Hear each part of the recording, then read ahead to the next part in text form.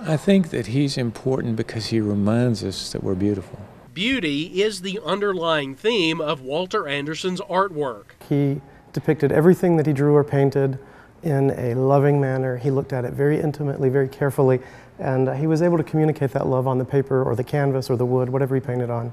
Anderson painted on many things, working in several types of media, from pottery to wood carving, although he considered himself a muralist. John Anderson is Walter's youngest son. He often comes to the museum to reconnect with his father. There's a kind of immortality attached to being an artist because you can visit with him through his art. Much of that art depicts nature because Anderson was a devoted conservationist, so much so that he refused to use any kind of motorized transportation.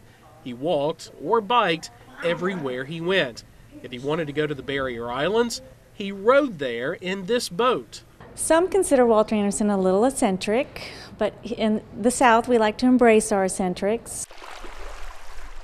Anderson made many trips to Horn Island for inspiration and solitude. He spent weeks there alone, creating his art and writing about it. He wrote in one of his journals, in order to realize the beauty of humanity, we must realize our relation to nature.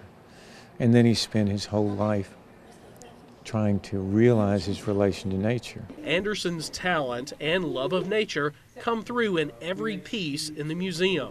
Everything he painted, he approached it from a standpoint of love, and I just really think that comes through in what we're looking at here. John Anderson says when anyone looks at a Walter Anderson painting, what they're really seeing is a part of his father. There's a realization, intuitive realization within people that every artwork that an artist produces is essentially a self-portrait. That they are, when they're looking at that painting, they're actually looking at one aspect of the artist that painted it.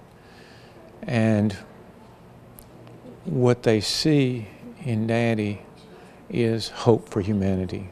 From the Walter Anderson Museum of Art in Ocean Springs, I'm Ken South for Southbound.